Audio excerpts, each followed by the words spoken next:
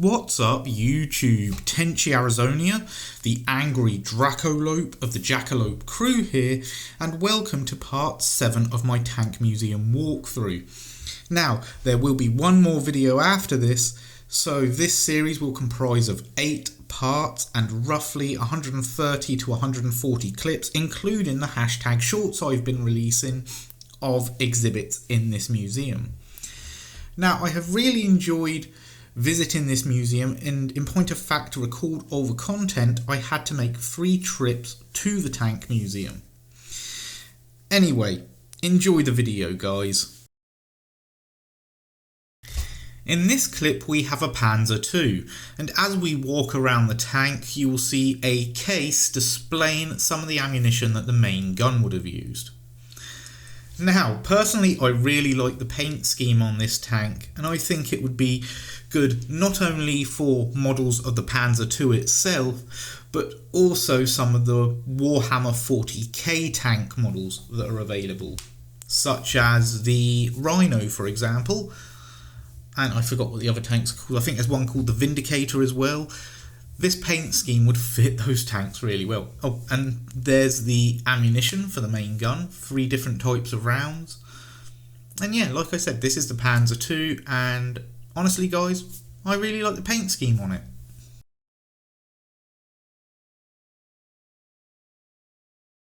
This track is the Kuwait Arena. Now, occasionally they will drive tanks here to display for visitors of the museum. However, that did not happen on any of the 3 trips I made here, so you just get to see the track itself instead. Here we have the Panther, and this is quite a large, heavy tank, especially when you compare it to the Panzer II that I showed earlier on. I think it was actually the 2 clips before this, in point of fact, just before the Kuwait Arena. Now, as we come around this tank, you will see a display case holding one of the shells that the main gun would have fired. And quite honestly, it is a rather impressive shell. And we should be coming up to it right about now. There you go, you can see the shell there, about 3 feet tall. Not sure what the actual specifications of that shell are, but it is a large one. Now, as we continue through this clip, we are about to see a cutaway exhibit of the Panther's gearbox and steering unit. Here it comes, frame left. And honestly, I really like this. This is kind of my thing. I love mechanical stuff, and this cutaway of the gearbox and steering unit was just really impressive to me. Anyway, enjoy the rest of this video. This next tank is the T-34/76. Yes, it has swastikas on the side, but I will not be blurring them out because they are a part of the exhibit, and because those who ignore history are doomed to repeat it. No, you are not crazy, and yes, this tank does in fact have propellers. What you are seeing here is the Sherman duplex drive amphibious tank, although it also has a more cartoonish nickname of a Donald Duck tank. Now, I really don't see why they called it a Donald Duck tank, because I've never seen Donald Duck swim. I've seen him try to swim and I've seen him almost drown, but I've never seen Donald Duck legitimately swim. However, this tank actually can swim due to its propellers and its canvas flotation screens, although I don't really understand how it works because the Sherman tank itself weighs 33 tons. But I'm just going to say this, it is a beautifully bizarre tank.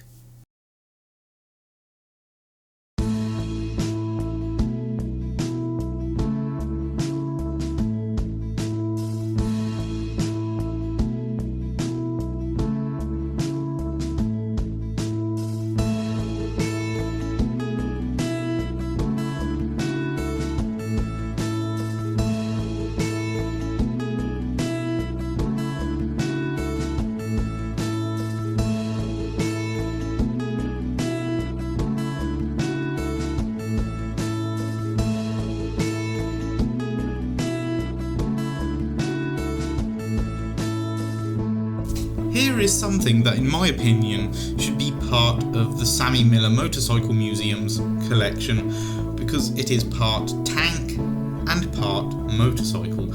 In fact, I think it is safe to say that this is a half-track motorcycle, and quite honestly, I could see myself riding something like this around town, because it is freaking awesome.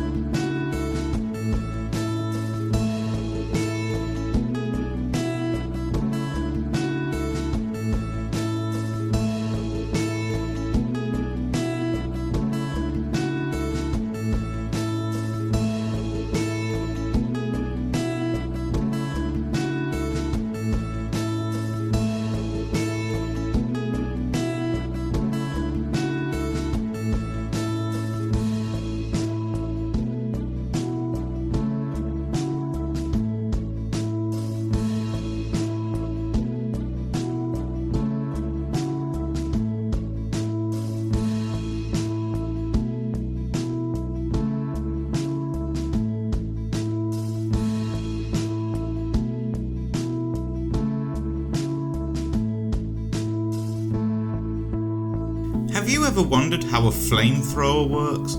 Well, this display shows you how a flamethrower works, but it is also part of a bigger exhibit which we will get to in a minute.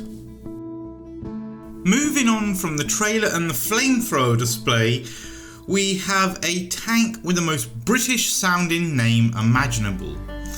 The Churchill Mark 7 Crocodile, and the trailer and flamethrower display are part of the Churchill's exhibit.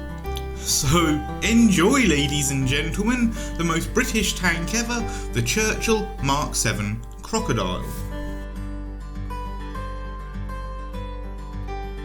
I promised you in the last video that we would get a more up close and personal look at Lily, And here she is, Lily, the Savage, the Centurion tank. And it is with her we close out today's video. Anyway, that's all for now. If you like it, please subscribe, comment and share. And remember, be good to each other.